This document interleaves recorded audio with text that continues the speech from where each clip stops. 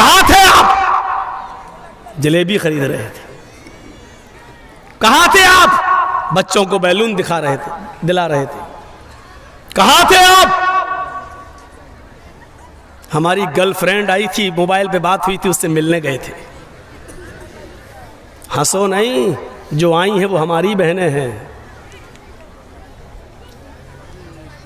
और तुम जो हंस रहे हो दूसरों की बहनों से मिलने का जुमला सुनकर, इतना याद रख लो कि आपकी बहनों से भी कोई मिलने आया था। कमा तुदीन तुदान, जैसा करोगे वैसा भरोगे। जो दूसरों के माँ बहन बेटियों के बारे में सोचोगे, आपकी भी माँ बहन बेटी के बारे में वैसा सोचा जाएगा। ये जहन से निकालो, बदला ये होगा। यहां पर इन औरतों से पूछो क्या कर रही है बाहर, मेले में इनका क्या काम है, क्यों घूम रही हो तुम मेले में, और जलसों में नए कपड़े पहनकर आने का मकसद क्या है? जलसों में लिपस्टिक लगाने का मकसद क्या है? जलसों में आ रही हो तो क्रीम और पाउडर लगाने का मकसद क्या है? जलसों में आ रही हो तो चमकती हुई साड़ी पहन के आने का मकसद क्या है?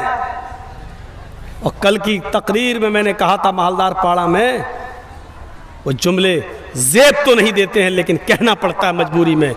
जब जख्म पुराना हो जाए और सही ना हो तो होम्योपैथिक दवा से इलाज नहीं किया जाता, छुरा उठाया जाता है ऑपरेशन करने के लिए। कसम खुदा की ऐसा लग रहा था जैसे एक कुतिया के पीछे 10-10 कुत्ते दौड़ रहे हो। यह हाल है। हाँ, यह जुमला नहीं कहना चाहिए मुझे, लेकिन कहूंगा, रोक के दिखाओ मुझे। यह सूरत हाल बना के रख दी आपने। जल से भी जब महफूज ना रहें, बेपर्दगी और उरियानियत का डंगा नाच जब जलसों में भी नाचा जाने लगे, तो फिर कहां रूह तलाश कर रहे हो? आपने सवाब की नीयत से जलसा किया, यह सवाब मिलेगा आपको?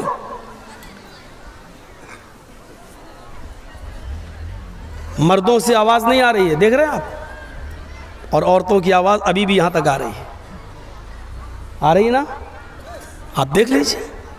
पता नहीं कौन मशवरा देता है इतना करीब इन औरतों को बिठाने का आपको। इनको तो 2 किलोमीटर दूर इंतजाम करना चाहिए इनका।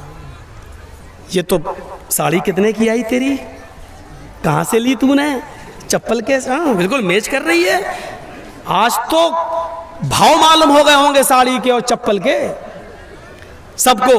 और कल वो जाएंगी मालदा और गाजोल के बाजार में, वो फला मेरी सहेली ले गई थी तुम्हारी दुकान से, वैसी दिखाओ हमें। ये जलसे का फायदा हुआ है। जलसे का फायदा ये नहीं हुआ कि आज फला मौलाना ने नमाज पे ये बोला और फला ने ये बोला, आज हम वैसे करके दिखाएंगे, ये सदका करेंगे। ये फायदा नहीं हुआ। फायदा क्या हुआ? अपने भाइयों से जाके कहेंगी फला की बहन भी आई थी, बड़ी खूबसूरत है, हमने तेरे लिए देख ली। ये फायदा होता है जलसों में, ये फायदा होता है। इतना करीब इंतजाम, और औरतों की चोंचे तुम बंद करा दो, कभी नहीं हो सकता। कि जहन्नम में हमारी तादाद ज़्यादा ना हो। अमल के लिए 2 घंटे की तकरीर नहीं हुई थी, 3 घंटे का लेक्चर नहीं होता था अल्लाह के रसूल के ज़माने में। उस औरतों ने क्या कहा? उन औरतों ने कुलना व बीमा, कुलना जमा मुज़क्कर गायब का सेगा ये बतला रहा है। एक ने नहीं, सारी औरतों ने क्या कहा? आए अल्लाह के रसूल, हमें वजह बताइए, रीजन। औरतें जहन्नम में सबसे ज्यादा जलती हुई क्यों दिखाई दी? तो अल्लाह के रसूल ने पहला रीजन, पहली वजह बताई तुक्सिरन लान, और दूसरी वजह बताई तकफुरन आशीर। पहली वजह लान तान ज्यादा करती हो, जबान बहुत चलाती हो, मुंह बहुत चलाती हो, तुम्हारा मुंह बंद होता ही नहीं है। हकीकत है, 2 औरतें अगर कहीं बैठ जाएं तो कंपनी मिल जाती है।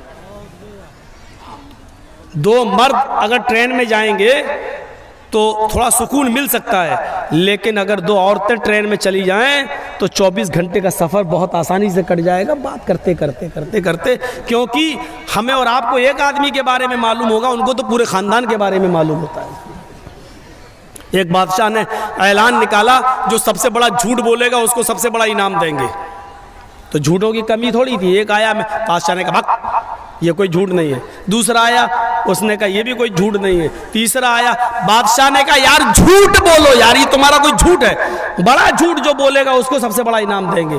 लास्ट में एक आदमी आया, कहने लगा मेरा भी एक झूठ सुन लो। कहा क्या? कि आज मैंने ख्वाब में देखा जहां तक मेरी नजर जा रही है औरतें ही औरतें बैठी हुई हैं। बादशाह ने कहा ये भी कोई झूठ नहीं, भाग ख्वाब में देखा जा सकता है, तुमने देखा सारी औरतें, बहुत सी औरतें बैठी होंगी, ये ख्वाब नजर आ सकता है, ये कोई झूठ नहीं है। कहा आगे तो सुनो यार, आप बोलते बहुत हो। उसने कहा बादशाह से पूरी बात सुनी नहीं, बीच में बोल दिए। मैंने ख्वाब देखा कि जहां तक मेरी नजर जा रही है औरतें ही औरतें बैठी हुई हैं और सारी औरतें खामोश बैठी हुई हैं। बादशाह ने कहा क्या? जहां तक नजर जा रही है औरतें ही औरतें, कहा और सब खामोश, ये हो ही नहीं सकता। कहा क्यों? कहा 2 औरतें खामोश नहीं बैठ सकती और इतनी औरतें खामोश, इससे बड़ा झूठ तो कोई हो ही नहीं सकता। उसको सबसे बड़ा अवार्ड दिया, सबसे बड़ा इनाम दिया, सबसे बड़ा इनाम।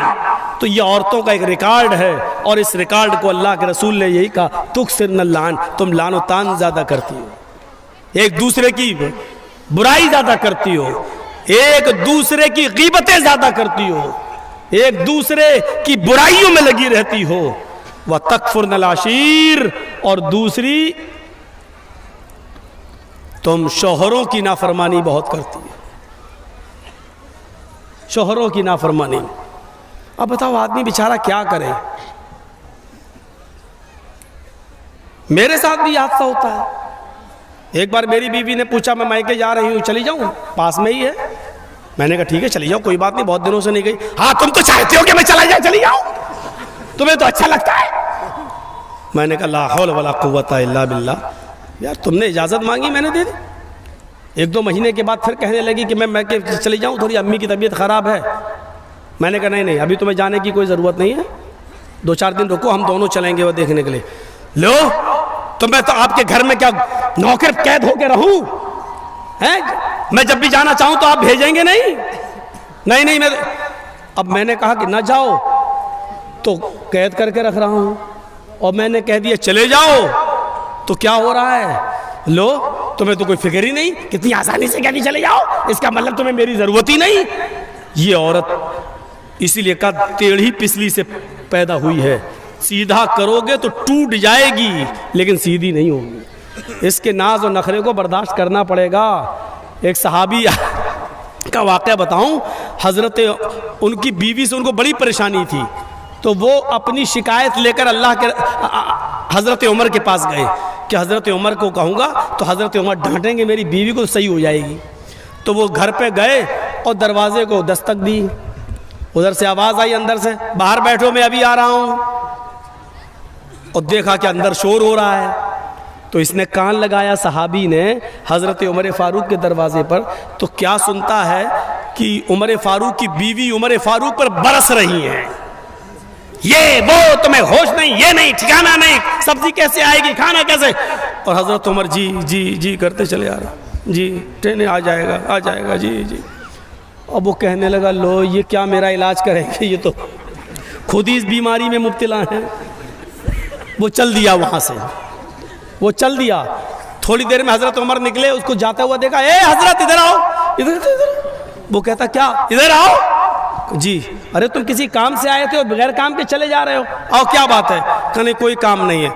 अरे कोई काम नहीं है क्या मतलब? कहा मैंने काम से आए हो, फिर कह रहे हो कोई काम नहीं है। कहा नहीं अमीरुल मोमिनीन, जिस काम से आया था वो आपके बस का नहीं है।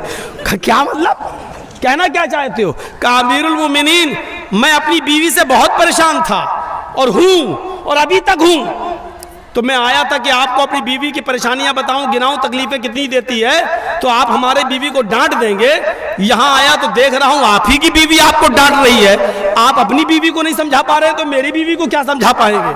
तो हज़रत उमर फ़ारूक ने कहा बैठो इधर और सुनो। कहा क्या? तुम्हारे घर खाना कौन बनाता है? कहा मेरी बीवी। कहा खाना बनाना उसका हक नहीं है शरीयत में है? बताऊं कि ना बताऊं? अगर कह दूंगा तो डर लग रहा कल से ही आप घर की औरतें कहीं ऐसा ना हो कि चढ़ बैठे। हज़रत उमर फ़ारूक ने कहा ये खाना बनाना औरत का हक नहीं है शरीयत में, नान नफ़का आपकी जिम्मेदारी है। जब निकाह होता है तो उसमें मेहर मुतय्यन किया जाता है, लिखा जाता है इतना इतना मेहर अलावा नान नफ़का, यानी पकी हुई रोटी पका हुआ खाना खिलाना ये आपकी जिम्मेदारी है। लेकिन अल्लाह ने मेरी बीवी के दिलों में इतनी मोहब्बत डाल दी है कि वो घरों में बावर्चन बन जाती है, हमारे लिए खाना बना देती है। अच्छा ये बताओ, तुम्हारे बच्चों की पेशाब और पायखाने को कौन साफ करता है? कहा मेरी बीवी। कहा ये भी उसकी जिम्मेदारी नहीं है, बच्चा आपका है। बेटा बेटी जो है वो बाप का कहलाता है, बच्चा पैदा हो जाने के बाद वो बाप का है। ये बाप की जिम्मेदारी है पेशाब और पायखाना करे तो साफ करे, लेकिन वो हमारे लिए बेचारी इस लेवल पे आ जाती है, हमारे बच्चों के लिए वो आया बन जाती है और वो उसका पेशाब और पायखाना भी साफ कर देती है। एक एक चीज गिनाते गए, एक एक चीज गिनाते गए। कहा जब ये सारी चीजें हमारी औरतें हमारे लिए और हमारे बच्चों के लिए कर देती हैं, तो क्या हमारा यह हक नहीं है कि उनकी थोड़ी सी डांट सुन लें, उनकी जायज बात भी सुन लें? घर चलाना है तो उनकी थोड़ी बहुत डांट भी सुनो, चले जाओ। और आइंदा ऐसा मत करना। क्या तुमने अल्लाह के रसूल का ये फरमान नहीं सुना कि बीवी औरत जो है वो आदम की पिसली से पैदा हुई है और पिसली टेढ़ी होती है, उसको सीधा करने की कोशिश करोगे तो वो टूट जाएगी लेकिन सीधी नहीं होगी। औरत को सीधा करने की कोशिश करोगे तो तलाक ले लेगी या हो जाएगी, लेकिन वो बिल्कुल सुधरेगी नहीं। इसलिए थोड़ा बहुत उसकी कजी और कभी को तुम्हें बर्दाश्त करना पड़ेगा। जी आप सही कह रहे हैं। बेचारा चला गया। मेरी माँ बहनों, हाथ जोड़ के विनती कर रहा हूँ, ऐसा ना हो कि कल तुम ये कहने लगो अब खाना तुम बनाओ, मौलाना साहब ने कह दिया, ये हमारी जिम्मेदारी नहीं है। ऐसा ना हो। बहुत कम जगहों पर हम ये बयान करते ही नहीं है, क्योंकि आजकल औरतें गलत इस्तेमाल भी ले लेती है ना। एक बार मैंने किसी जलसे में कह दिया था कि अगर किसी का शौहर अपनी बीवी को पूरा खर्चा नहीं देता बीवी बच्चों का, तो बीवी अपने शौहर की जेब से या अलमारी में से उतना पैसा ले सकती है, उसको बताए बगैर, जिसको चोरी नहीं कहा जा सकता है, बताए बगैर ले सकती है, जितने में उसका और उसका खर्चा चल जाए। ये जैसे ही मैंने जिस तकरीर में मैंने कहा, दूसरे दिन मेरी जेब से 5,000 रुपये गायब हो गए। उस दिन से बयान करना छोड़ दिया। ये तो नाजायज़ इस्तेमाल करती है। फिर इतनी इजाज़त दे दो 100-200 रुपये की, तो इनका 100-200 रुपये में कुछ होता ही नहीं है, 5,000। फिर ये होता है कि मौलाना ने कहा तो था ले सकते, तुम देते नहीं हो इसलिए हमने ले लिया। अरे अल्लाह के बंदी, मैंने तो ये कहा है कि जितने में तेरे घर का बच्चों का गुजर बसर चल जाए उतना। हाँ तो क्या हुआ, साड़ी पुरानी हो गई नहीं लाई, फेयर एंड लवली खत्म हो गई, लेने जाना है। और परफ्यूम भी तो ऐसे ऐसे आ रहे हैं, मेकअप के सामान भी तो ऐसे ऐसे। अब एक मेकअप चला वाटर प्रूफ, हमने तो वाटर प्रूफ शामियाना सुना था, वाटर प्रूफ हमने वो सुनी है, घड़ी सुनी है, लेकिन अब वाटर प्रूफ मेकअप कर लो, क्रीम पाउडर, उसके बाद चाहे कितना नहाइए धोइए वो मेकअप हटने वाला नहीं है।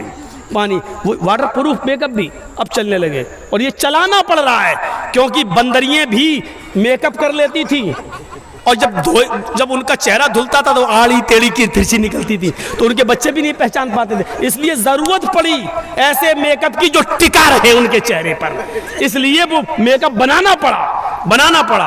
अब वो बेचारी 80 साल की बुढ़ियां भी लगा लेती है, तो ऐसा लगता है कि हाँ ये 25-30 साल की जा रही है, 25-30 साल की। एक सही वाकया है, मैं बतला रहा हूँ, भोपाल का सही वाकया है।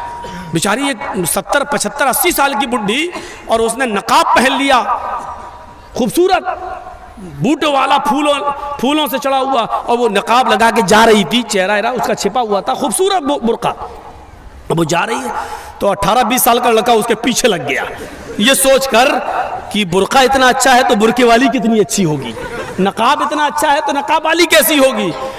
अच्छा, वो धीरे धीरे चल रही थी अपनी उम्र के हिसाब से, ये समझ रहा था मुझे लाइन मार रहे हैं, लिफ्ट दे रही है, धीरे धीरे चल रही है, मतलब सेटिंग हो जाएगी, तो वो धीरे धीरे चल रही। ये बेचारा समय थोड़ी दूर जाने के बाद उसने अपना नकाब उठाया और तुतलाते हुए, बेटा तू मेरा पीछा क्यों कर रहा है, मैं तो तेरी अम्मा की उम्र की हूँ। इसने कहा कमबख्त, मेरी तो 1 घंटे की मेहनत ही बेकार चली गई है। तो इसको भी गुस्सा आया, इसने गुस्से में कहा, अरे अम्मा हम अपने लिए नहीं अपने अब्बा के लिए ढूंढ रहे हैं, क्या करें, 1 घंटा इसका बेकार हो गया। ये सही वाकया मैं आपको बतला रहा हूँ। और जिस लड़के ने ऐसा किया वो हमारा हमें आके बता रहा था कि भाई मौलाना तो दोस्ती हो गई है, बताना पड़ रहा, बता दिया, लेकिन जलसे में बयान मत करना। मैंने कहा जलसे में तो बयान करूंगा लेकिन तेरा नाम नहीं बताऊंगा। बड़ा अब ये हाल हो रहा है, ये हाल। तो बुरके ऐसे, कपड़े ऐसे, और जलसे भी उससे महफूज नहीं।